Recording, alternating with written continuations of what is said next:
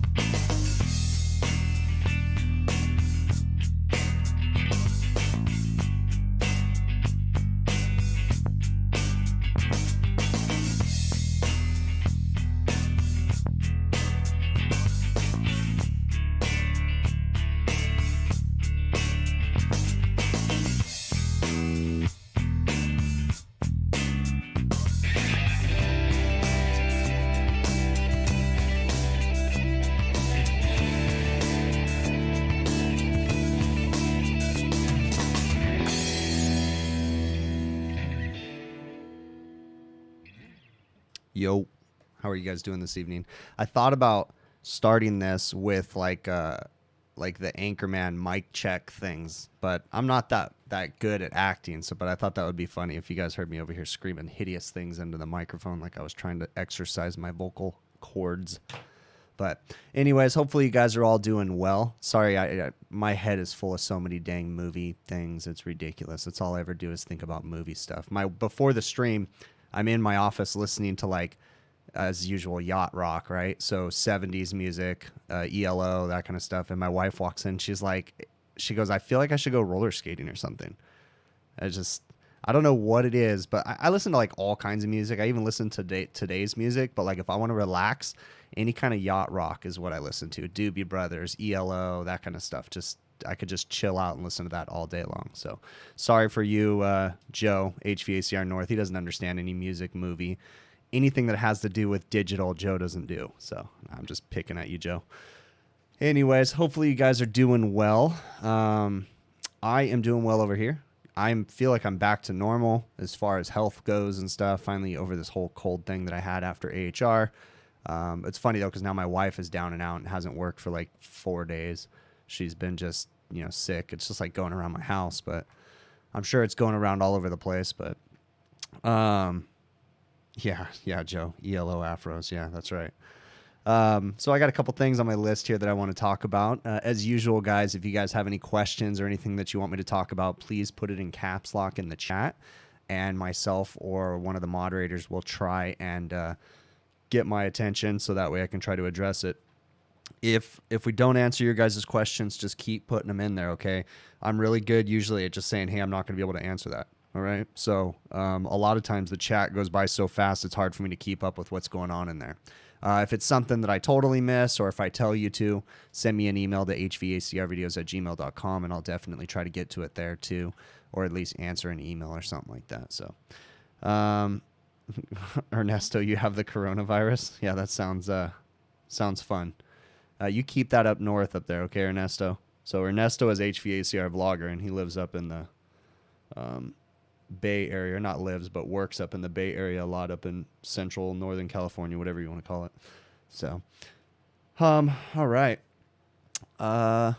Wanted to tell a funny story because I was kind of talking with Primetime in the chat earlier and we were talking about hospital stories. So, I used to do work for a hospital customer, and Ike, thank you very much, man. I really, really appreciate that super chat, Ike. That's awesome.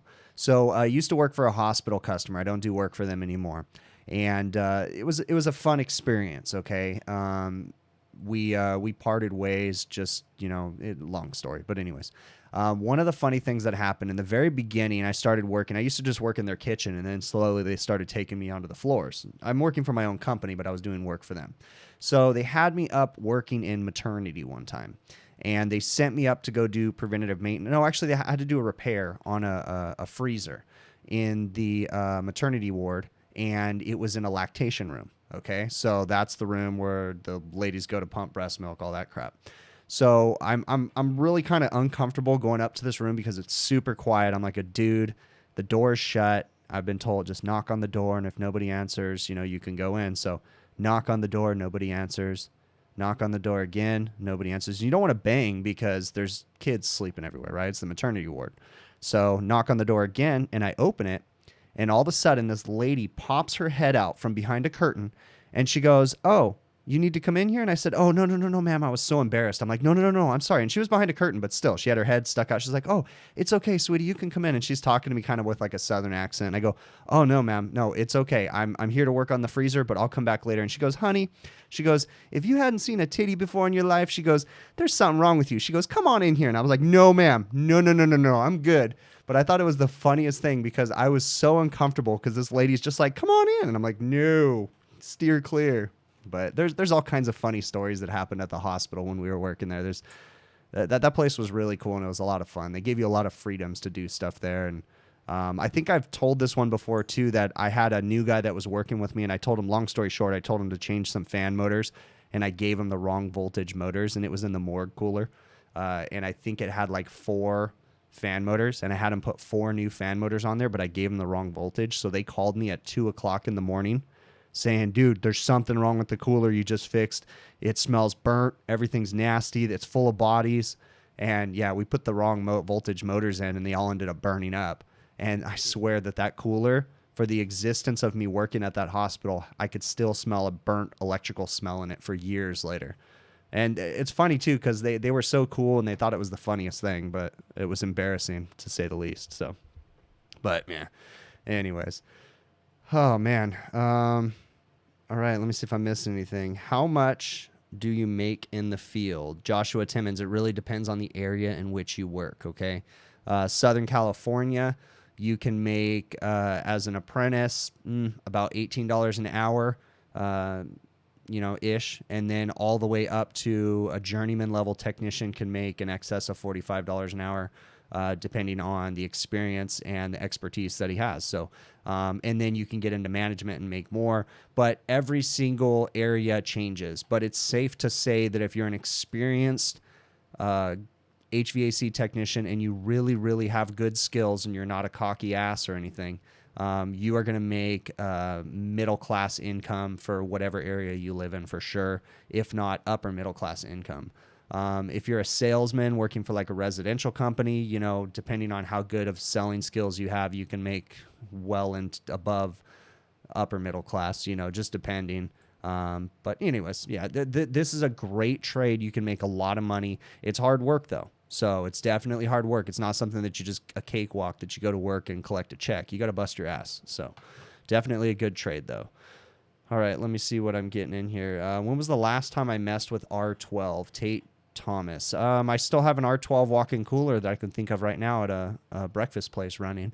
So we still have it. I don't have to do a lot of work on it, but yeah, I still work on R12 every once in a while. I think I still have maybe half a drum sitting in my shop of R12 that I've just been saving for whenever I have to work on that little walk-in cooler or anything. All right, let me see. I got to fix something on my screen. There we go. Do I use my videos to show the customers what's going on with their units? If so, any good results? Not really. I really don't show the videos to the customers. I occasionally I won't share them under my YouTube link. Occasionally, I'll send them like a clip, or I'll go downstairs with video clip on my phone and show it to the customer on site. Most of the time, we're sending pictures a lot of times, because that's what most of the corporations want. They want pictures of things and different things like that. So it's a gray area with the whole videos thing. So tips for the everyday carry bag, trying to balance weight versus utility. Storm, that's a great question. So currently, for the last 3 months, I've been having major lower back pain, and it's been driving me through the roof. And I'm not a fan of taking medicine, so it's very rare. Occasionally, I might take 3 Advil, but that's about it. I've been really contemplating getting rid of my Vito Tech Pack, my backpack.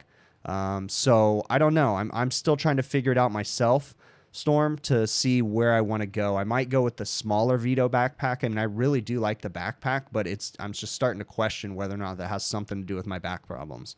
I mean, to the point right now, I'm sitting with a dang pillow behind my back in my office chair because I just need like some sort of lumbar support because my back just kills me lately. I'm sure there's a lot of stuff. I'm sure I'm not, active enough and all that fancy stuff, but how are scroll compressors more efficient than reciprocating compressors? Molly. Well, first off, Molly, there's a lot less moving parts inside of a scroll compressor. Okay. There's the potential for, I don't know if there's potential for less heat buildup in there, but I know there's a lot less moving parts. That's a good question though, but I do know that they're more efficient. They're built to be more efficient. So that one I got to get a little bit of research to find out all the technical terms that what makes them so efficient. I don't know. Good question. Do I have any stories working in a mental institution? No, but I probably need to go to a mental institution, dude. I've never worked in a mental institution myself. Yeah, no, can't think of any other funny stories right now. How can you get into refrigeration, David? David, very interesting last name. Is it pronounced Fux or Fuchs? Fouché? How do you pronounce your last name, dude? Is that actually your last name? Fuchs? I'm intrigued by that. Is that name Asian? I'm really intrigued by your last name, bud. Send me a message, hvacrvideos@gmail.com. I'm really interested. That's a very interesting last name, if that's your last name. Anyways, how do you get into refrigeration? Okay, first off, let's go ahead and go down this path. So refrigeration and air conditioning is a great trade to be involved in. To be a good HVACR service technician, heating, ventilation, air conditioning, and refrigeration, you will have to have electrical skills. You will have to have plumbing skills. You will have to have carpentry skills, mechanical skills, air conditioning skills. So I would say that you have to be the best of the best. And if you are a quality HVACR service tech, you will be able to fix things and you will be employed for the rest of your life, okay? Because you can take that in many different areas. How do you get into the trade? Just go knock on someone's door, go find a company in your area that's reputable, that people seem to like, and ask them for an apprenticeship position. You can try to get an apprenticeship with the union in your area if the union is strong. What I usually suggest is go to a local community college, and usually they have nighttime classes that you can take while you're still working during the day at whatever your normal day job is. So that's the way that I push people the most is to get involved in a trade school of some sort, try to take night classes, and then try to get an apprenticeship position, even just to get your foot in the door. If you can get a job at a air conditioning company, being a parts runner, something like that, sweeping the floors. One of my very good buddies, I don't know if he's watching this or not, but he started with a major refrigeration company in their warehouse sweeping the floor. And he worked his way all the way up to be a top-level service technician, and then he transferred into the union and is doing really well right now. So, you can do it. You just have to be a good mechanically inclined person, and you have to be able to communicate properly to be able to, work with your hands and all that good stuff. But it is a great trade, so I highly suggest you get involved in it. If you have any more questions, send me an email, hvacrvideos@gmail.com, and I'll try to answer it, okay? Let's see what else we got going on in here. I know the chat is like going crazy right now, and I got to try to keep up with it. So Isn't the cost of living high out there, even though you can make 45 an hour? Brad, yes, the cost of living is ridiculously high in Southern California. So it really depends. Okay. You know, and not everybody's going to be making $45 an hour either. I mean, you have to be the top of the top at your company to be making 45 an hour. Now, if you go get a union job, you'll probably be pretty close to that, but there's pluses and minuses. The union isn't super strong here in Southern California. So, it's going to be limited on the work that you can do. So, you know, anyways, that's a whole nother thing, but, let me see what I am missing here. Yeah, so I already answered that one. How old do you need to be for an internship? Typically 18 years old, Joshua. And it's not going to be an internship per se. It's going to be an apprenticeship. Okay. I mean, I'm sure there's a company you can find an internship with, but once you're 18, you can usually apply. And that has to do with a lot of the liabilities because we're working with heavy machinery. It's hard for us to hire someone before 18 because there's a lot of labor laws. California is a very difficult place to live and work as far as the laws and the rules. So minors under the age of 18, just don't even try to hire them. It's not even worth it. Plus your insurance isn't going to like that either. So, let me see. What's the longest, farthest I've gone for a service call? Oh, wow. 300 miles is what you've done. So I've never gone that far.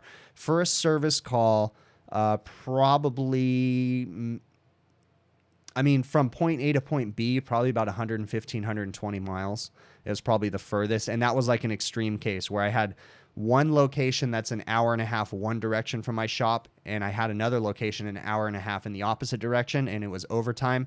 And when I finished at one of those, I got a service call at the other one. So for those that are local to Southern California, I was working in La Quinta, California, which is an hour and a half south of my shop, and then I got a call, a service call at a restaurant in downtown Long Beach at the Port of Long Beach, which is an hour and a half the other direction. And it was in the middle of traffic, so it was like crazy insane how long it took me to get there. So I'd say a good 100+ miles or something is probably the furthest I've ever gone. Do I have to be a certified electrician to HVAC? No, you do not have to be a certified electrician. You just have to have basic electrical skills, basic plumbing skills, basic carpentry skills. So what is the longest line set that I have installed? Maybe 100 foot. That's it. I don't do much of installation, Scott. So, I think the longest line set that I installed is probably 100 foot, and that's about it. Maybe 75 foot or something. I've worked on a lot that are longer, but I didn't install them myself. So, how does a glycol work in a system reaching cooler? Can dial. No, I have not serviced crack systems. So glycol in a reach-in cooler, okay? So let's just talk about a Hvacr reach-in, okay? Hvacr happens to have a glycol reach-in. They have their blue system, okay? There's a couple different ways that you can use glycol in a reach-in, but Hvacr has their blue system. It's a prep table. I have lots of videos on them. And essentially, you have a condensing unit that is a tiny chiller, okay? And what it does is it has a heat exchanger, a flat plate heat exchanger, and on one side of that heat exchanger is refrigerant that just pumps within the condensing unit, and that heat exchanger is the evaporator for the refrigeration system, okay? And on the other side of that heat exchanger, the fluid being exchanged is glycol. So they have a pump that circulates glycol through the refrigerated base section where they keep the food and through the cold rail. So essentially, the glycol pump is running all the time, and the temperature controller only turns on and off when the glycol temperature gets to, above the set point, and then it turns the refrigeration system on, and all it does is just cool the glycol. That's the basics of a glycol system. Now, I will tell you right now that I've got a video that'll be released on Thursday of me working on a glycol system or a power pack unit for a beer chiller system, okay? It's a tiny one, nothing fancy. And I don't visually show the operations, but you see me working on the glycol system. But before the video, I actually go a little overview on the glycol system and why we use the glycol system. But that's for a beverage system, so for a long draw beer system. So that video will be releasing on Thursday. If I didn't answer your question enough, send me an email to hvacrvideos@gmail.com, okay? Ren is asking if this downturn is going to affect the restaurant business, and am I concerned? Well, yeah, I'm always thinking about that. I was thinking about this the other day, wondering, and I've been talking to a couple of my restaurants, and right now they haven't slowed down yet. But yes, things are going to change right now. Because we're panicking right now because of the coronavirus. Okay. I realize that, what if it's hype or not, whatever, we in general as the public are panicking, the stock market's crashing, all that different stuff. I don't know if I quite agree with the way things are going down, but anyways, there's nothing I can do. It's happening, right? So I kind of predict that, yes, restaurants are going to slow down, but on the plus side, I believe the restaurants are still going to be there because I believe people are still going to order food. And I have a feeling that what's going to happen is there's going to be more delivery services. So I think the refrigeration is still going to break down at the restaurants. I just think maybe the air conditioning calls aren't going to be so crazy over the summer. That's if it actually slows down. If not, it'll just be a normal summer and it'll blow over. Also on the flip side, here in Southern California, I read an article, again, I don't know what's true yet, but I did read an article that says that the coronavirus doesn't do really well in the high heat temperatures, which we might luck out here in Southern California because we typically have pretty hot summers. If that's the case, they're saying that it's not going to disappear and that it'll continue, but it just won't grow as rampantly. So who knows? That might help us and we may just have a normal summer. But if it does slow down, I think that the restaurants are still going to be around. And I think like the Uber Eats and the DoorDash delivery services and all these funky delivery services, where there's like a million of them right now. I think those are going to get more popular and they're still going to be getting the food from the restaurant. It's just people won't be going to the restaurants maybe, but it's so hard to predict because we tend to overreact with everything. So I don't know. We'll see how it goes, If that's the case, then I think maybe the residential air conditioning is going to boom because, people are probably going to stay home more. If people do panic and stay home, I don't know. I will say it's kind of funny because if you go to Costco, our local big box warehouse store, they're completely out of toilet paper. They're completely out of bottled water. And it's like people are panicking and raiding the shelves. But then I go to my local supermarket and they have plenty of toilet paper and bottled water. So I don't know. People are weird. With the rain we're getting this week, do I work in the rain? If so, how do I keep dry? So, Steven, so here in I'm assuming you're here in Southern California, Steven. So, we are expecting a little bit of rain this week. So what I typically do for the entire summertime, so pretty much from now until the end of summer, I'm going to throw my Easy Up in my truck and I use it for sunshade. And then if it's raining, I'll throw the Easy Up too. And I also have rain jackets and different things like that. So yeah, we try to stay out of the rain as much as possible, but I mean, you got to get stuff done. So, if we got to put on a rain jacket or a poncho or slicker or whatever you want to call it, then so be it. But, if I have to do any major repairs, I'll put the Easy Up or the canopy up and, try to protect myself that way. So, do I use... Scott, you asked me if I use the 0.6 per foot to determine the extra refrigerant. It really depends on if I'm working on what system I'm working on. So if I'm working on residential, then I'll follow whatever they say in their system. I know I've heard the 0.6, whatever that is. Is it 6 ounces per foot or something like that? But I think I've heard that change from manufacturer to manufacturer. So it really just depends. But yeah, I do consult what the manufacturer's information says. So. Let me see what else. Coronavirus about to take out all the old-timer techs before their retirement. Yeah, I don't know about that. But did I ever try to get the oil out of the evaporator I worked on? Joe65. No, not yet. Have not done that yet. Still communicating with the customer. The system's half-ass working. I contemplated going back there and just doing a follow-up on it. But we'll see. We'll see what the customer hasn't made a decision on what they want to do with that yet. I have a feeling they're going to end up just changing out all the equipment. It's unfortunate that it's a 3-phase system because I'd really like to be able to wire it up, but maybe I can. I have an idea. I actually do have an idea. So maybe I can figure out a way to wire it up with a VFD. I'd like to bring it back if I can disassemble it carefully and bring it back and wire it up and see if we can let the system run at my shop. That'd be kind of cool experiment to do. What happens if I change a scroll compressor system to a reciprocating compressor system? Molly... I'll have to think about that one. Send me an email.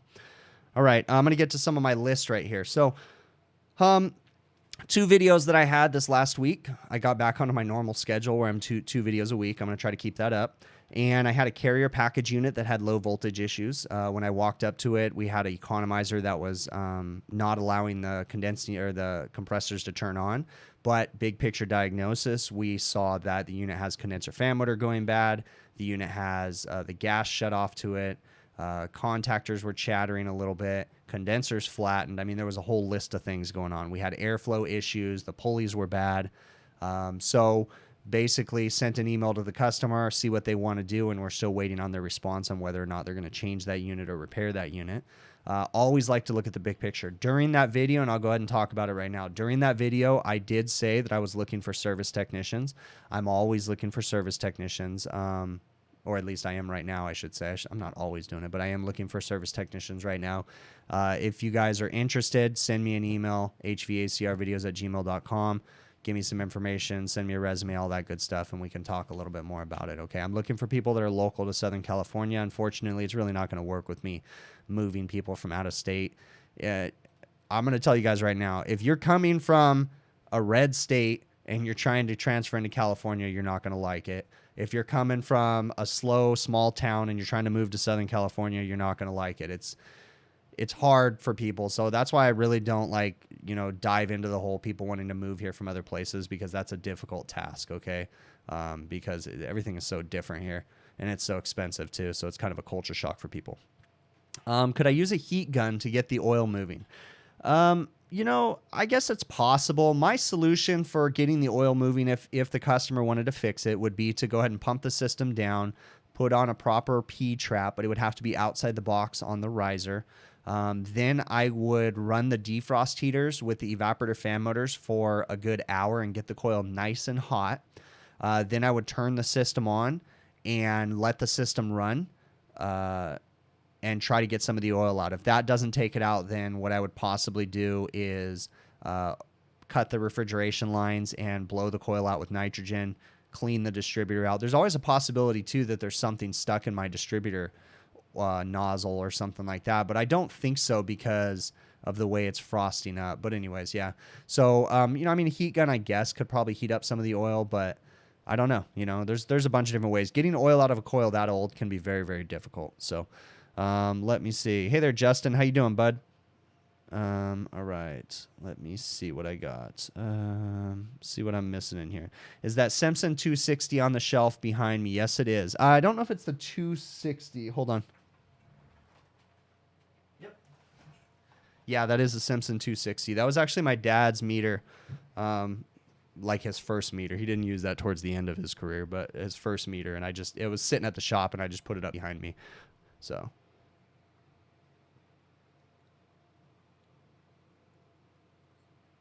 All right. Let's see what I'm missing here. Rand, I don't even think you'd survive on 45 an hour. For the older people that want to transfer into California, they couldn't live on 45 an hour here. So, all right. Did I check subcooling when the unit was almost at temp? Raphael, really didn't pay much attention to subcooling, dude. Superheat. Yeah, I was checking superheat when the box temp was very low, but subcooling doesn't mean almost anything to me. Subcooling is only a metric to tell me if I'm like grossly overcharged on that system because I have a receiver. So, all right. Have I ever worked on reefer systems on semi-trailers? Joshua Timmons, not the ones that you think of. I did work one time for a mushroom farm, of all things, and what they did was they bought a 53-foot insulated refrigerated truck, but the refrigeration pack didn't work. And before me, they had someone go out there and install walk-in cooler evaporators, just standard evaporators in this refrigerated truck that's all insulated. So funny thing, yes, I have worked on refrigerated trucks, but they had standard walk-in cooler evaporators and a condenser sitting on top of the box, which was kind of silly. But no, I haven't worked on any of the like Thermo King or the, reefer packs that are standard on the refrigerated trailers. No, I have not. Just got the S-Man 380s. Any advice or tricks to know that I can think of? No, they're just a great manifold set. Your next thing, if you haven't already gotten them, is pick up the Job Link clamps. Those are the wireless clamps and psychrometers and all that stuff because they'll communicate with the S-Man 380. All right, let's see. All right, I'm going to get back to my list right here. I'm going to go ahead and cover this one real quick. Actually, let me talk about this. So then I had a walk-in freezer call that did not end well with a restricted evaporator coil. I kind of already talked about that right now. But that was a head scratcher, right? Because the way that a frost pattern, I had lots of people that had some great ideas in the comments. And guys, let me put it this way. I love comments on my videos, okay? So please continue to give them. If you think I did something wrong, you're not going to offend me. Just don't be a dick about it, but put something in the comments and let me know, hey, I don't think you did that right. Okay, cool. Let's talk about it. I'm always looking to learn. So I had lots of people give me some constructive criticism on the walk-in cooler with the oil logged evap, or at least what I think is an oil logged evap. Some people don't think it's oil logged. Some people think it's just a distributor that's clogged up. You know, there's all kinds of different ideas, but let me tell you, the reason why I jumped to an oil log, and this is something that I didn't share in the video and I thought about it after, was when I pulled out that expansion valve, I noticed that the expansion valve was full of oil. When I poured it out, there was oil dripping out of the valve. So that's what really got me to think. And I don't know why I didn't try to blow it out, but I don't know what blowing it out, I mean, I guess it would have helped a little bit, but I should have tried to blow the coil out, but I didn't. But yeah, when I pulled that expansion valve out, there was oil dripping out of it. So that's why I jumped to the oil log when I saw that funky frost pattern. I was like, man, and who knows? It's been about a week and a half since I filmed that. And it very well may have cleared up some of the oil too, because it might have, by clearing the strainer, putting a new valve in there with a clean strainer, we might have proper refrigerant velocity, and it might have helped to move some of the oil out of that coil. So it'd probably be beneficial for me to pay them a visit just to see if we're starting to get a better frost pattern on that coil. So that was the next one that I did. So there's a movie chat or movie quotes popping up in the thing. And I'm kind of curious if anybody can get this one. This was an interesting movie from the early 90s movie. And it had a cameo by Samuel L. Jackson in it. If people, I'm pretty sure that was Samuel L. Jackson that I'm picturing right now. Had a cameo in this movie. So I'm curious if you guys can figure out what the movie was from the quotes. So what are some more common issues I run into in HVAC, specifically in California? Low voltage issues. That's a huge thing here in Southern California. We have a horrible electrical grid, and we have, depending on the cities that you're working in, we have horrible power. That's a huge thing. We have high temperature swings. So in the summertime, we can get, 2 years ago, we hit 120 degrees in the summer, which was insane. Our average high is about 110 to 115. And then in the wintertime, we have really mild winters, 60, 50 degrees, 40 degrees, stuff like that. So is the oil logging from not having proper refrigerant flow through the TXV? Ren is asking. So in my opinion, the oil log has something to do with, okay, so I know that the condensing unit itself has been replaced because that's a Masterbuilt it's a Masterbuilt walk-in, and someone has changed the condensing unit, changed it to 404. Why the original compressor, or why did they change that original condensing unit? I don't know. So I have a theory that maybe there was a burnout on the original system, and I have a theory that there's been oil trapped in that coil for a very long time, possibly the oil that caused the other condensing unit to go bad. The other thing is that there's no P-trap, so there's no suction P-trap to help with oil flow. And the strainer on the valve that I changed was plugged up.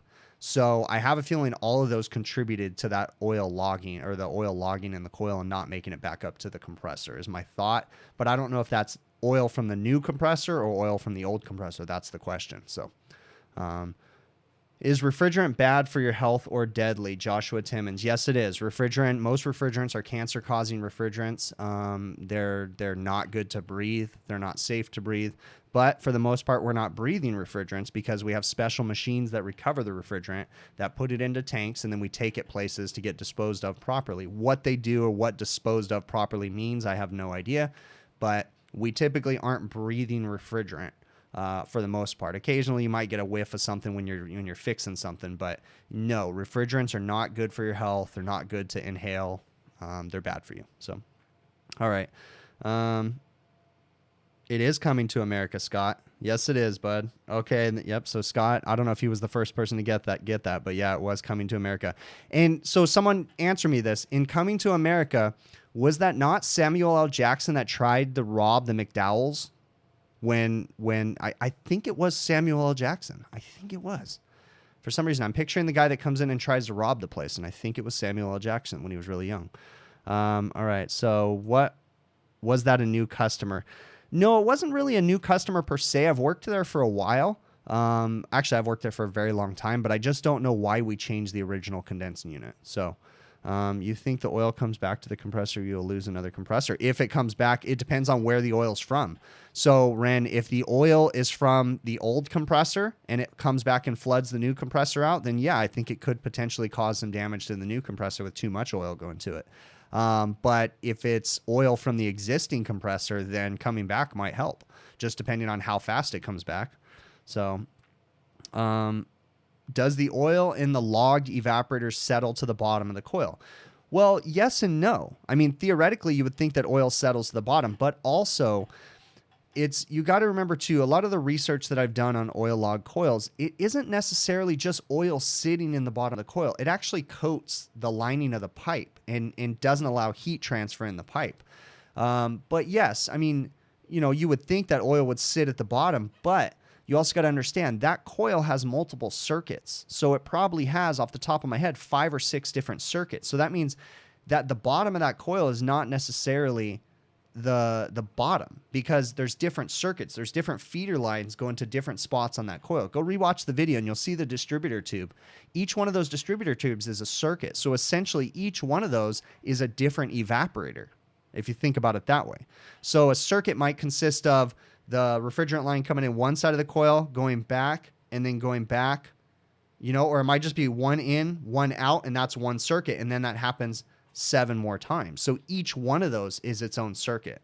So, yeah, theoretically it should settle down at the bottom, but because it's a multi-circuited evaporator, what's the bottom?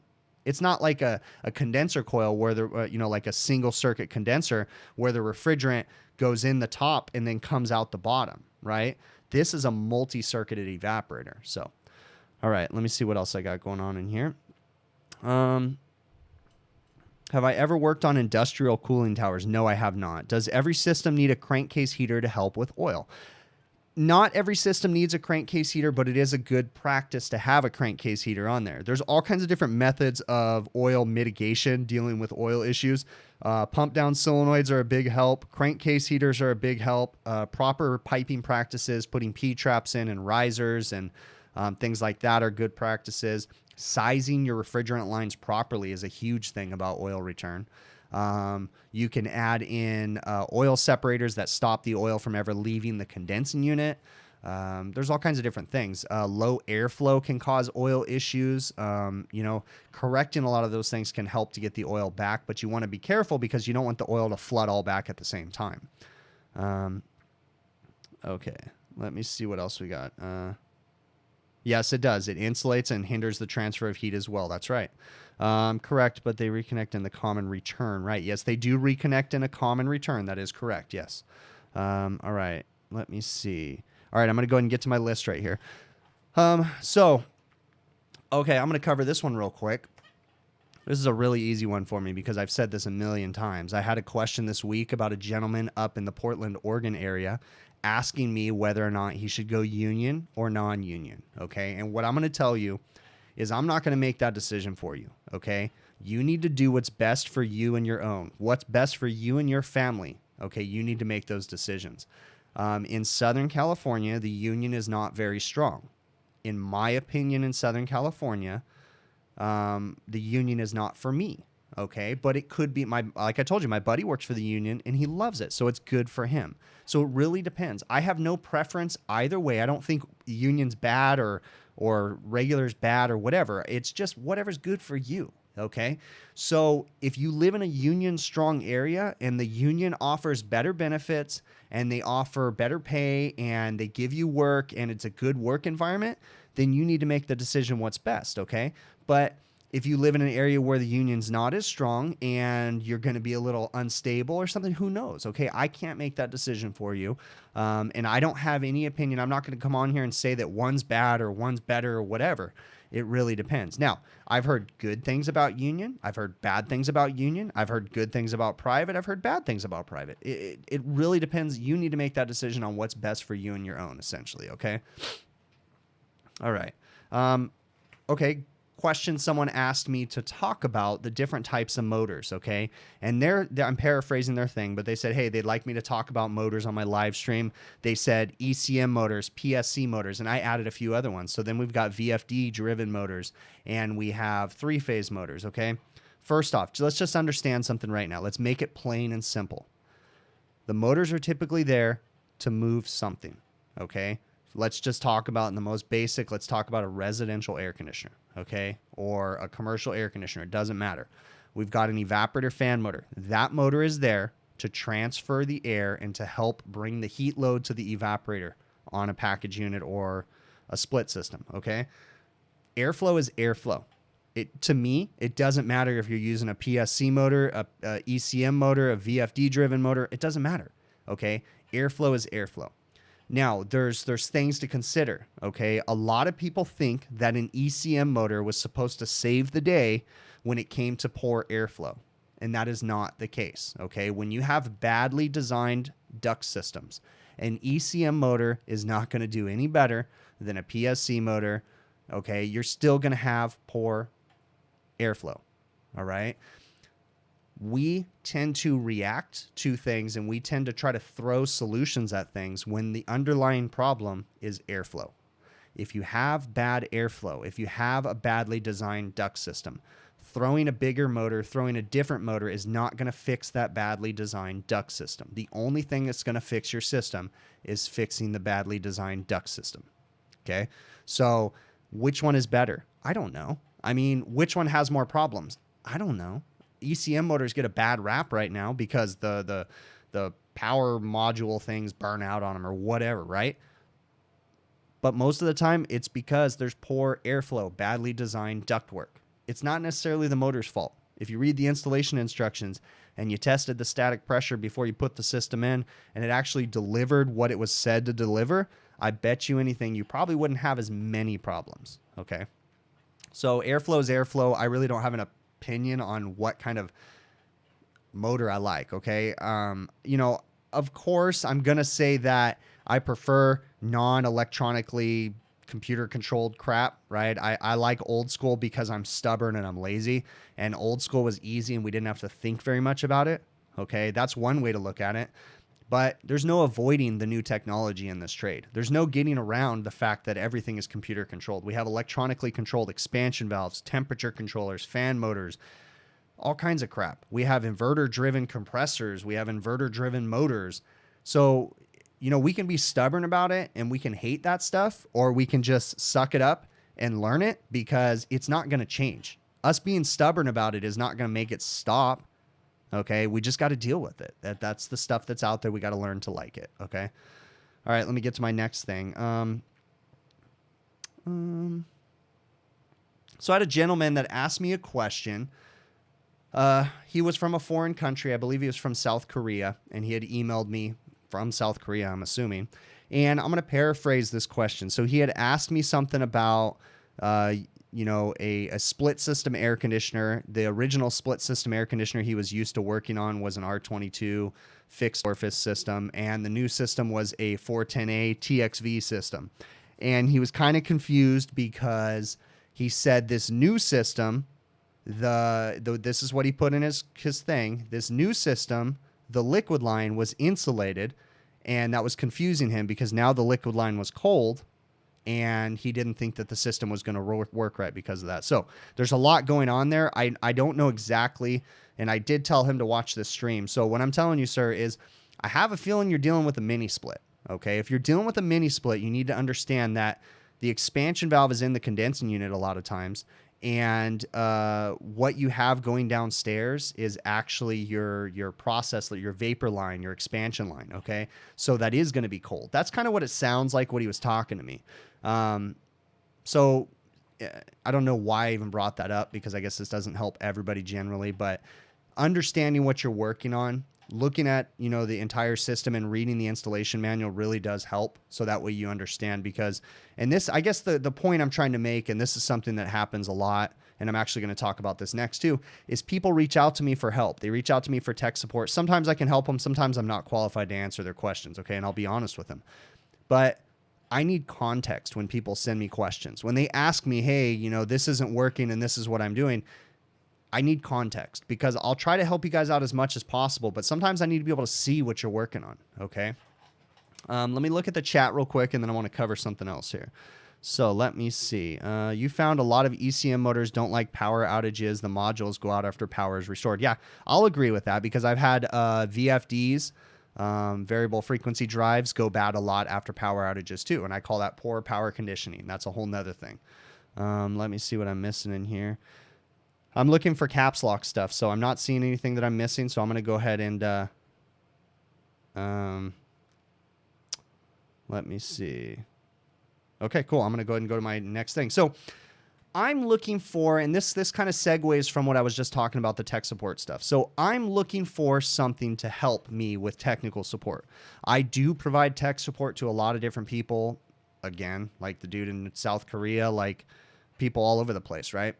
And I'm looking for something that can help me with that. We have so many different platforms right now. We have Facebook, we have Instagram, we have Google video, all kinds of crap, right? All kinds of different ways to do video chats and different things like that. I have something in the tip of my head right now, and I saw something at the AHR show called XOI Technologies. I'm very interested in what they have to offer. I've been trying to reach out to them, and actually I was having a hard time because I emailed them back and forth. Someone got back with me, but then they never returned my messages. And finally today, I reached out to them again, and someone else got back with me. And now we're going to try to schedule a call. But they have some technology where they have, and it's more, I think, for a business, and it seems very interesting, where you can do tech support and they have video chat features and different things like that. The reason why I brought this up is for those of you that are watching this live stream, I'm very interested to know if any of you guys have any cool ideas about tech support help. So currently at my company right now, we all have Samsung phones, and we'll do video calls through our Samsung phones, and I'll have the guys show me stuff, but I'm looking for something better. What I'd really, really like is the whole technology where people put on glasses. And I know that's not quite there yet because the glasses cameras suck at this point, but I'd really like the idea of someone being able to put on glasses, and that way they can show me what they're working on and I can help them. This goes for my company, and this goes for helping people on this platform, HVACR videos. Like in general, I want to be able to help more people when I have the time. Not all the time, but I'm looking for some cool technology that can help with that kind of stuff. And I'm always looking for ideas. So if anybody has any ideas on something that can help, send me an email to hvacrvideos@gmail.com. I think the whole XOI thing looks interesting. I don't know if it completely tailors to what I need, but I think that's a cool, there's all kinds of new stuff that is coming out that seems really neat. So do I prefer any type of refrigerant over another?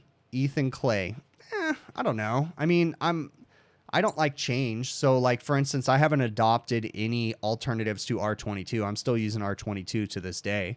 So, if a system originally had R12, I'd love to keep R12 in it. That's not very practical these days.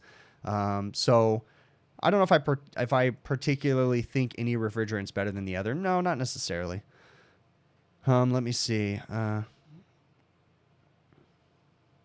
Let me see what I'm missing here. If I had one thing to teach techs, experienced or not, what would it be? If I had one thing to teach techs, is to remember that when you give someone else information, they need context. And even if you don't think it's relevant, it's very important. Okay. So the simplest terms, break it down, just look at the big picture. That's the simplest thing I can teach any tech. Okay. Be patient. And I guess I'm going off into a tangent of multiple things to teach techs, but be patient. Don't jump to judgments, don't jump steps. Even I do it to this day. Sometimes I get ahead of myself and it's like, hey, you need to stop, step back, look at the big picture, think about it for a minute, break it down. It's okay. Unless you're getting into the supermarket stuff, and there can even be an argument on that's not too difficult. But unless you're getting into the supermarket stuff, if you're doing light commercial like I do, it's really not that difficult. And if it's really hard, you're probably doing something wrong, or you're probably overlooking something, because it's pretty basic. All we're doing is transferring heat. I mean, that's really all we're doing. All right, let me see what else. What type of work software do I use? I use an app right now called Intuit Field Service Management. That's for my dispatching and my invoicing. And then as far as diagnostics app, I use a program called Measure Quick. I don't really use it for the diagnostics feature, but I do use it for the consolidation of data. That's what I really like it for. It gets all my numbers right in front of me so then I can evaluate systems better. Let's see. What type of... Okay, so I already answered that one. What's the most common failure that I've come across on equipment? Electrical failures.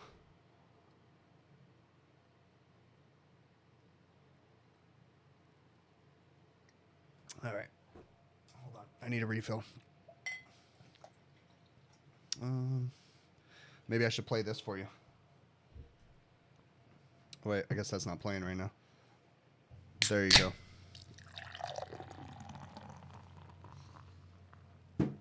Much better. All right. Let's see what else we got here. Oh, okay. So great question. Or great thing. So I did have this on my list to talk about the Discord server. So myself and a bunch of other creators set up a Discord server. And I'm going to be honest with you, it just wasn't what I wanted it to be. It got out of hand. A lot, you know, we had a lot of problems on the Discord server, a bunch of drama, and it just got kind of silly, and I just deleted it. I like the concept of Discord. I think it's really cool. Brian, I believe that's Brian Milborn, right? I think I recognize your picture. Thank you very much for that super chat, bud. Or super sticker, I guess you should say. Thank you. That is awesome, bud. I really appreciate it. So the Discord server, I ended up deleting it just because, I don't know, it just got out of hand. And it went down a path I didn't want it to go down. And I thought it would be easier if I ever do another one, which we might, okay? Without going into too much detail, there's actually another Discord server, but it's not public. And we might open it to the public. I don't know. But if we do it again, it's going to have a lot of rules. And it's not going to be free-flowing. It's going to be, I'm going to run it with my OCD, basically. And it's going to be my way, or you can just move on. So we'll see. But at this point, nothing. I deleted the existing Discord server.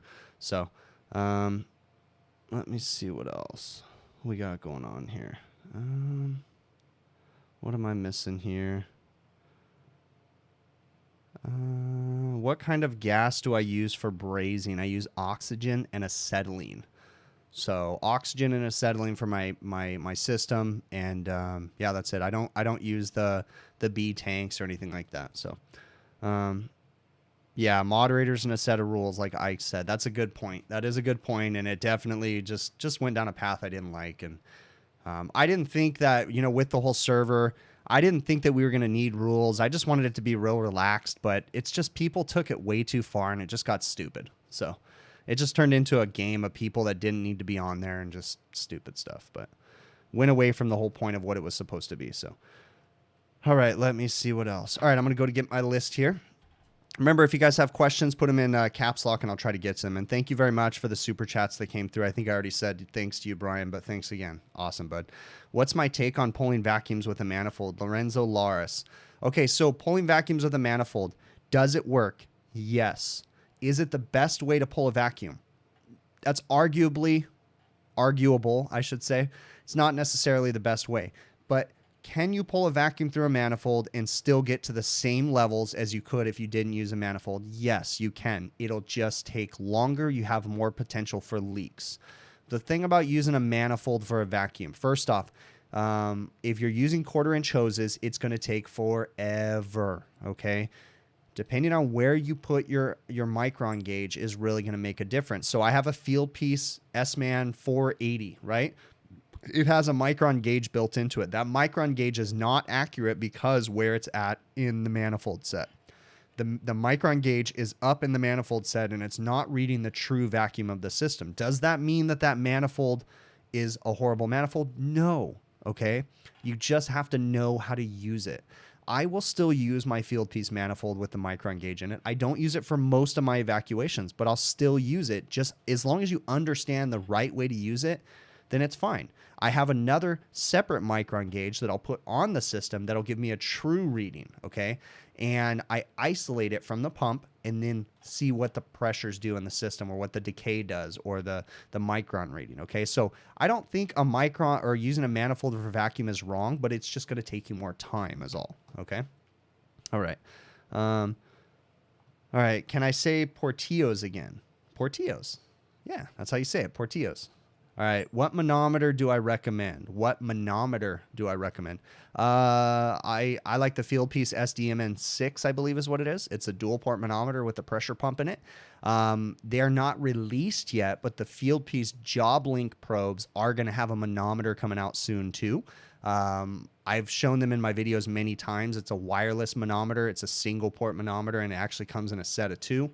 Those will be really cool when they do get released, but there's no release date on them yet. I happen to be a beta tester, so that's why I've been showing them in my videos. So what's my view on hydrocarbon gas systems in comparison to HCFC systems? Rito. Hydrocarbon systems are more efficient. Okay, bottom line, it takes less of a hydrocarbon refrigerant than it does of a non-hydrocarbon refrigerant to do the same amount, if not more work. Okay. 95,000 roses. Thank you very much for that super chat, bud. I really appreciate it. That's awesome, man. And yes, I'm just trying to share the little bit of knowledge I have. So, all right. Lost my train of thought here. Oh, hydrocarbons. So yeah, the hydrocarbon refrigerants are more efficient, but we just have some new practice, not new, but we just have a few more steps that we have to follow, and we have to follow the same basic proper refrigeration practices that we've been taught since day one. They become more important when you're dealing with a hydrocarbon. A hydrocarbon refrigerant is a flammable refrigerant, okay? R290, R600 isobutane, okay? So they're highly flammable refrigerants. They're odorless gases. They don't have any smell to them, unlike the propane that you get in your barbecue that has an odorant added to it. That odorant is a contaminant, and it would plug up the orifices in your system. So that's why it doesn't have an odorant. It's like 98% pure is R290, okay? So the hydrocarbon refrigerants are more efficient, you know, so it's just something we got to get used to. They're already here. They're not going anywhere.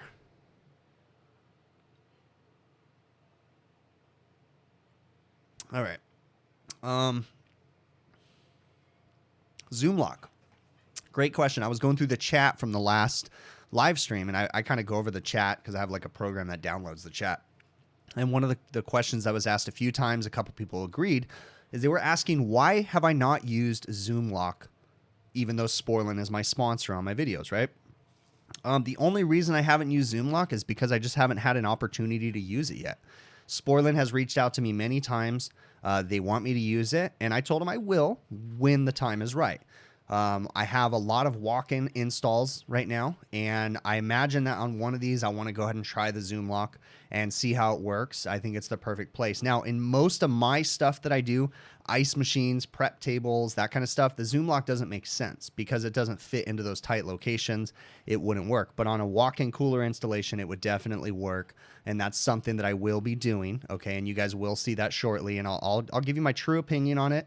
But I will say that I've seen the Zoom lock. It's been around for so long. I spent 2 days at their Zoom lock booth playing with the Zoom lock, watching it every day. I mean, it's a legit tool. It works. It's just, I just haven't had a need for it yet. Where it would really come into handy is when I used to do hospital work and we had fire watch. You had to basically get a permit to light a torch.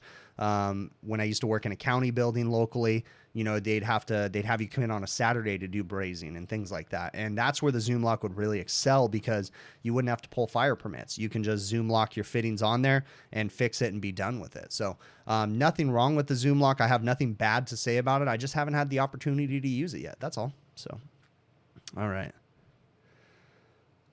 Let's see. Storm, you said replacing a Charleston compressor this week, it would get hot, tripping out the thermal. What causes the compressor to run hot like that? What causes the compressor to run hot? It could be voltage issues. It could be overcharge. I mean, there's so many different things. Undercharge, dirty condenser, improper system components. Is it the right compressor? Is it the right expansion valve? That kind of stuff. So there's a whole bunch of different variables that can cause those compressors to run hot.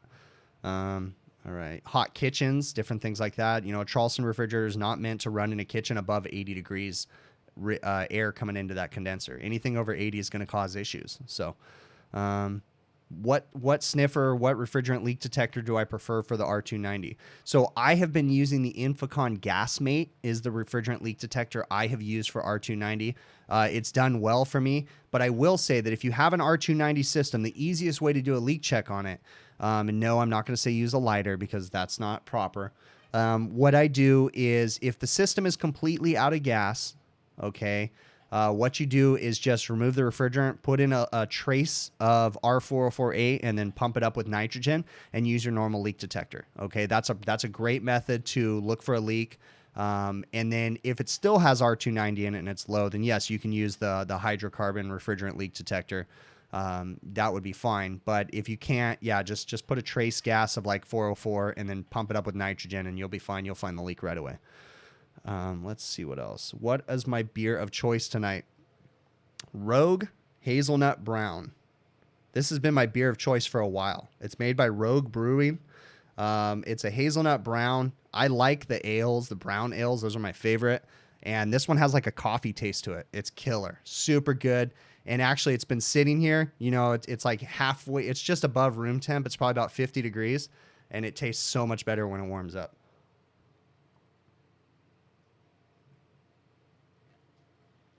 All right. Let's see what else I got. Master of everything.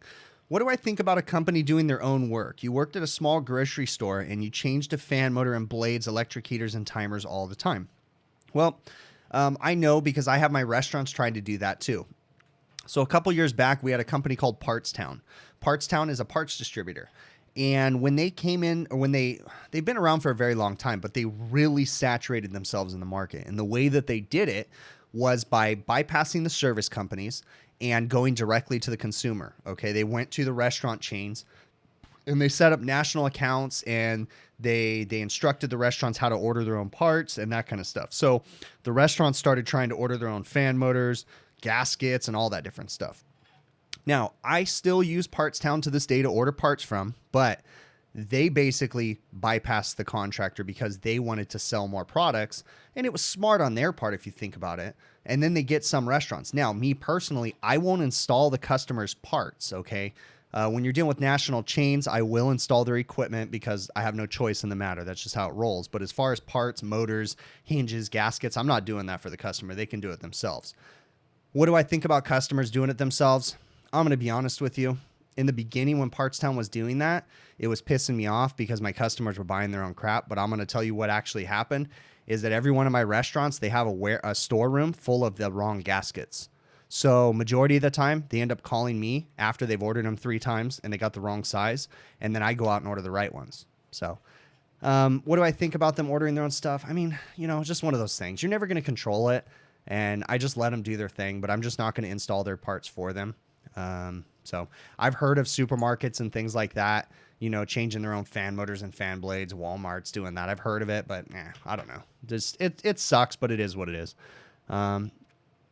What is the compression ratio I see on a scroll compressor Molly? That's not really a question for the stream. That's going to change depending on the pressures in the system. The compression ratio is not always going to be the same. It depends. All right, let's see what else. Hey, thanks there, Silver Rhino. Appreciate it, bud. All right, let me see what else we got. All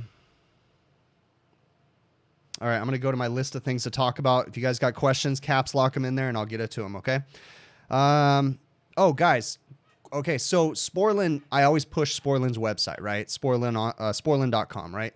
Okay, if you guys don't already know, Sporlin has a YouTube channel too. I think my moderator bot or whatever is throwing it in here.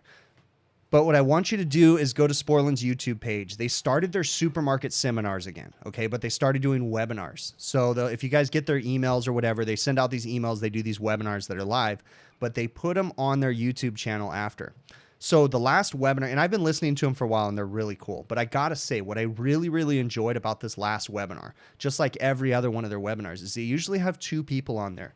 And I am a nerd when it comes to HVAC stuff. Even if I don't know everything that they're doing because they're talking about supermarket stuff, I enjoy the banter between 2 people that genuinely know what they're talking about and they just go back and forth. So I'm going to post a link to the latest Sporlin supermarket webinar, and it's on liquid line components, okay? And there's 2 gentlemen on there, Jim and Glenn, and they go back and forth and they just have a genuine conversation. And it's actually really educational. I mean, I just listened to it while I was driving down the road, and I really enjoyed listening to these 2 guys talk. So definitely check it out, guys. If you haven't... Uh-oh, what happened here? Hold on. Did something wrong. So definitely Control C. Check this webinar out. I'm going to post a link in here right now. Go to the Sporlan thing and just look at their supermarket webinars, okay? But look at that liquid line components one. There's a lot of really great information. Even though I don't do supermarket stuff, they're given so many factoids in there that are just very relevant to everything we're doing too. Very interesting information. So check it out, okay? Thoughts on smart evaporators, Adam Diaz. I've been doing a lot of smart evaporators lately. I just installed my first Heatcraft Intelligent coil. It was a little interesting. So that's their newest whatever smart evaporator. It basically is replacing everything. You can do I think it's going to be their beacon system. It's going to be their QRC system, all that fancy stuff. What do I think about them? It has a digital circuit board. One side of me thinks this is just a pain in the ass. They're trying to make things too complicated. The other side of me is just like, it is what it is. It keeps me busy. It's another thing to learn, but it's okay, right? Because our industry is changing every single day. So on the smart evaporators, there's some important things we need to do. When you're doing an install, you need to read the instructions. I'm really bad about reading instructions. Many times I've gone and done installs and not read the instructions. Well, I did a smart evaporator on a QRC I did a while back. And when I went to go start it up, the pressure transducer was bad. Well, I made the pressure transducer go bad because when I pressure tested with nitrogen, I overpressurized the system. There was a sticker right on the back in front of my face that said, do not pressurize past 150 PSI or whatever it was. And I clearly went above that, and then the pressure transducer failed. Same thing on the electronic expansion valves. And it all falls down to proper refrigeration practices, guys. If you just follow proper refrigeration practices, brazing with nitrogen, proper refrigerant piping and that kind of stuff, you're not going to have very many problems with these smart evaporators, okay? But unfortunately, a large part of our industry is not doing proper refrigeration practices. They're not following the rules, and they're just kind of half-assing it. And then they run into these problems with all this equipment. And then when you have a smart evaporator, it confuses the heck out of you because you did something wrong.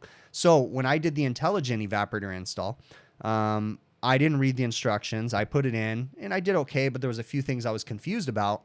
And long story short, I didn't need to be confused because if I'd read the instructions, I'd have known, I could evacuate the system without applying power. But then I started trying to go through the digital circuit board and I started pushing buttons, and then I got stuck in this weird test mode. And it was just all because I didn't read the instructions. So I'm not worried about the smart evaporators, but it's just, we just got to go back to the basics and follow our basic rules. So Ralph, thanks for coming in, bud. I really appreciate it. Guys, Ralph is always in here, willing to offer help. I'm going to post his email in here right now. He works for Honeywell Refrigerants. Anybody has any refrigerant-related questions, send an email to Ralph. He's always willing to help everybody out. So, all right. What would be the proper way to pull a vacuum with just S-Man 380 without a second micron gauge? IXS Blaster. Send me an email and we can talk about that a little bit more, but it all comes down to your decay test. And what your micron reading says on the manifold versus what the micron reading actually is in the system. That's where the tricky part is. All right.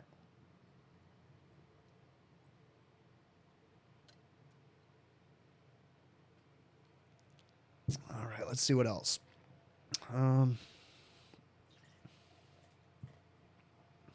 Let me see. Okay, I'm going to get to my list of stuff. I don't see anything in there. Okay, great hot topic item right now. Someone asked me in my last live stream. I've talked about this a little bit. Someone asked me a great question in the comments of the last live stream. And they said they'd like to hear my thoughts on why, as a contractor, I feel like I need a GPS device in my vehicles. And this is a great question. So, first and foremost, protection. That's bottom line. I need a GPS device for protection, okay? Protection from my customers bitching about my employees being at the job site when they aren't or they are. Protection for when an employee says that they're somewhere and they're not. Protection for when my van gets stolen and I don't know where it is and I have a $65,000 vehicle rolling down the street. Okay, the biggest thing about GPS devices is about protection. Okay, do I want to track my employees? Do I want to stare and figure out where my employees are all day long? No, I don't have time to do that kind of crap. And in all honesty, if I have to be looking at my employees and wondering where the hell they are and tracking them, there's obviously a conversation we need to have, and we probably need to part ways. Okay. So it's not because I want to be able to micromanage them and say, I know, how come you were going 22 miles an hour, whatever. Okay. But with that being said, a GPS device also alerts me in the office to let me know. And guys, just so that you know, I actually don't have GPS devices on my vehicles right now. I have GPS in my phone, okay? And my invoicing program uses the GPS in my phone, but I've been really thinking about getting an actual GPS device in my vehicles, okay? So I don't even have it yet.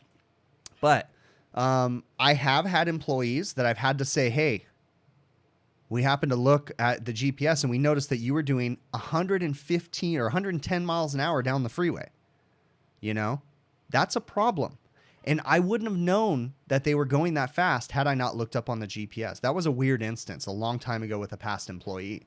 And that was something we had to counsel him on. We had to sit him down and say, hey, look, dude. And again, protection, bottom line, going down to protection. Because if I didn't know that my employee was driving that fast down the freeway with my vehicle, right? And I don't think it was 110. I think I exaggerated. I think it was like 90 because I don't think my vans can go 110. But anyways, protection, okay? If I didn't know that and my employee was doing that every day and then they killed someone, you realize that they're not going to go after the employee, right? They're going to go after me. We just had a vehicle accident. No big deal. Vehicle accidents happen, okay? We just had a vehicle accident. We had a van damaged, ruined, totaled. But life happens, okay? People get in accidents. It's okay, right? Employee learn from it. Life happens. That's what we have insurance for. But do you want to know the first thing? Our insurance company called us about a month and a half. We haven't even settled on that one thing yet, okay? Because there's a lawsuit involved too. And, or there's a insurance claim. It's not, they don't call it a lawsuit, but there's an insurance claim. And our insurance company called us and they said, hey, the other insurance company wants to know what your policy limits are. So the other insurance company called my insurance company to ask what my limits are so they knew how big of a lawsuit to file. Okay, that's the kind of crap. Again, GPS is about protection. Protection from the customers, protection from liability, protection of my vehicle. That's why we want to do GPS, okay? So it's a hot ticket item. I know that everybody gets so upset, I don't want my employers tracking me. That's bullshit. Well, guess what? You need to find a new employer because what you don't realize, let's just say, again, say you're in an accident, okay? Life happens. People get in accidents. But let's say you die, okay? And let's say you have a life insurance policy. Your wife or your husband has no control over that lawsuit. Your life insurance policy is going to go after me. Your insurance company is going to go after me. If you die wrongfully, or it doesn't even matter if it's wrongfully, everybody's going to come after me as the employer. You don't have the pocket. I don't even have the pockets, right? But they're still going to come after me. Everything falls on me as the contractor. So again, protection, protection, protection. That's the biggest reason why we have GPS, okay? Right now, nowadays, we have a major problem with distracted driving. Everybody has a smartphone. Every car, my wife's car, she has a Honda Pilot. When I get in her car, I am distracted because all I want to do is turn the air conditioner on. And I can't turn the damn air conditioner on because I'm so confused on how to turn. And we've had that car for a year and a half. I can't turn the damn air conditioner on. I'm confused as heck. I want to change the radio station. I am confused as heck. So even without staring at my phone, I'm distracted when I'm driving. All these new vehicles, we are distracted when we drive them. We have a radio, we have a cell phone, we have all kinds of different things. The newest thing right now is dash cams. And yes, dash cams seem extreme, okay? But again, protection, protection, protection, okay? Because guess what? If you get into an accident, I'm getting sued, not you. If you were staring at your phone and you got into an accident,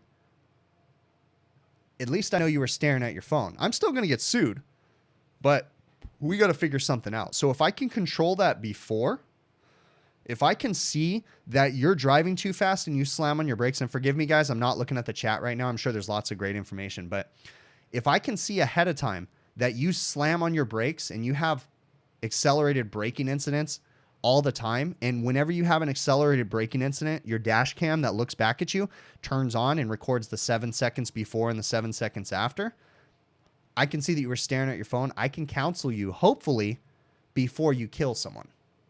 because I'm getting sued either way.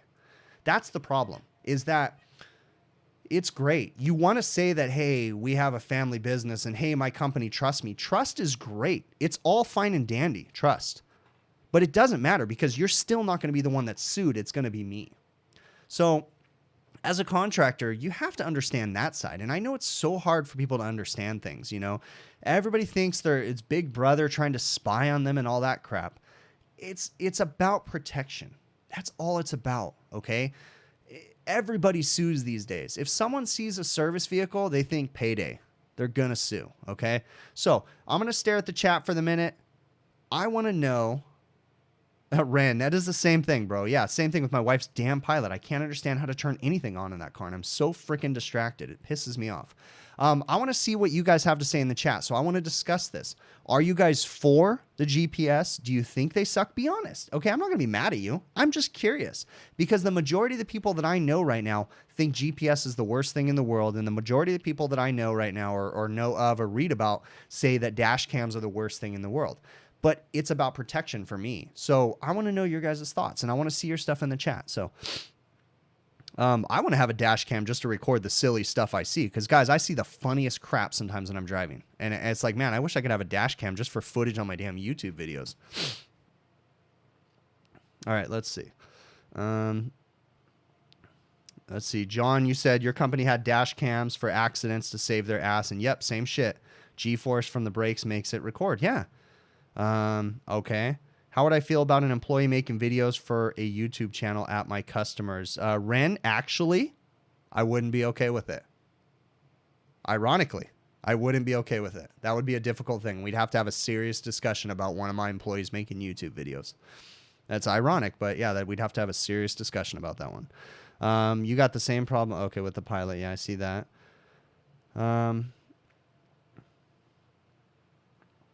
Let me see. Look into LiteX Drive Cam. It's a camera and GPS. If anybody has any cool ideas about camera and GPS, send me an email, hvacrvideos@gmail.com. Get a tracker on the vehicle and a dash cam. Yep, that's what I'm thinking about.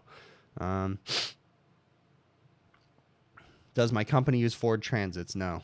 See, I have nothing to hide either, Steve. So, daylight savings time sucks. Yes, it does. For it, my company has dash cams in the vehicle, cam and GPS. Good protection for company. Yep. And Steve, it's good protection for you guys too, because if someone brake checks you and you hit them, you have proof that, hey, you know what? I was, far enough away or they purposely pulled in front of me. I need to protect you from an incident too as the driver. So, okay. So yeah, it makes it easier if the vehicle gets stolen. Definitely. I should get it. Okay. You hate GPS. Now they want to put eye scanners in the van to see how many times you take your eyes off the road. That's interesting. Okay, I don't know about that one, but that's interesting. Hey, on another level too, my insurance doesn't cover me if my employees have passengers in the vehicle unless they're an employee of the company. So that's another thing too. If we can counsel people before they get into an accident, because let's say one of my employees puts a passenger in the vehicle and I don't know about it, and then they get into an accident, I'm getting sued, not the employee. Even if they broke the rules, I'm getting sued. So, it's just, there's so much liability. Why do some TXVs have 3 pipes, Trey? Because it's probably got an externally equalizer line, which makes the TXV work better when there's multiple circuits within the system. I would highly suggest, Trey, that you go to sporlan.com, look up their TXV section, and they have some great explanations on how TXVs work, okay? All right. I shouldn't get everyone deserves privacy. Okay. Interesting idea. But privacy goes so far in your own vehicle. But what about privacy in my company property that I get sued for if you crash? That's the difficult thing. All right, I'm going to go ahead and go to my list of things to talk about. I'm interested in your guys' emails. If you guys don't want to share it in the chat, send me an email, hvacrvideos@gmail.com. Let's talk about the whole dash cam thing a little bit more, okay? Let's see. Oh, another thing I want to bring up too. I'm really looking into the whole shirts thing again, shirts and hats, but it's just, I'm hitting brick walls every time I try to figure out a way to bypass the sales tax. It's just brick wall after brick wall, but I'm really contemplating getting more shirts. So stay tuned. Maybe we'll do something again where you guys do donations or something like that. Next thing, I'm looking for a computer guy, like a reputable computer guy. Not every freaking salesman in the world. Last time I said this, I got so many people messaging me. I'm looking for a legit computer guy that knows how to do, you know, website crap, that knows how to design things. I want like social media banners and all that crap. If any of you guys have any cool ideas or people that you recommend, send me an email, hvacrvideos@gmail.com. So, all right, let's see if I'm missing anything in the chat. I want to get to that real quick. GPS has saved your ass, Ashton. See, I'm a fan for GPS. So, all right, let me see. Okay, guys. I am going to wrap this one up. I really, really appreciate you guys, as usual, coming in here.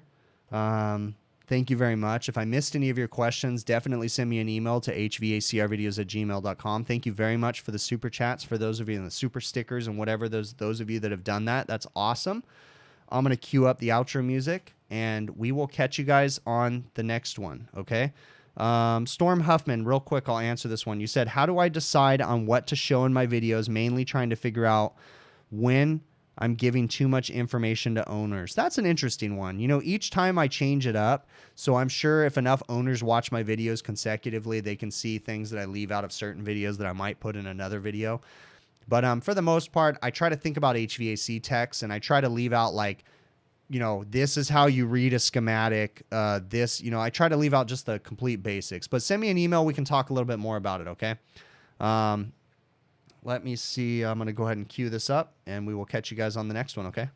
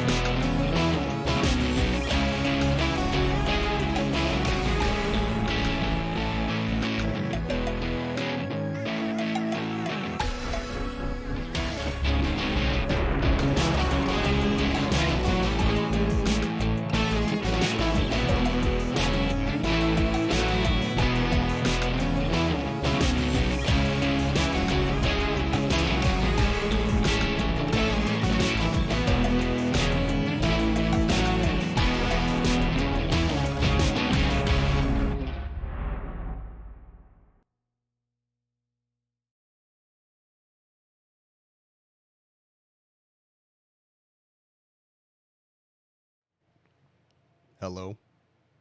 Is anybody there? Hello? It's me. Hello? I can't see you. Hello? What happened? I can't see you. Hello? Alright then. I guess this will be it. I'll see you later. Goodbye.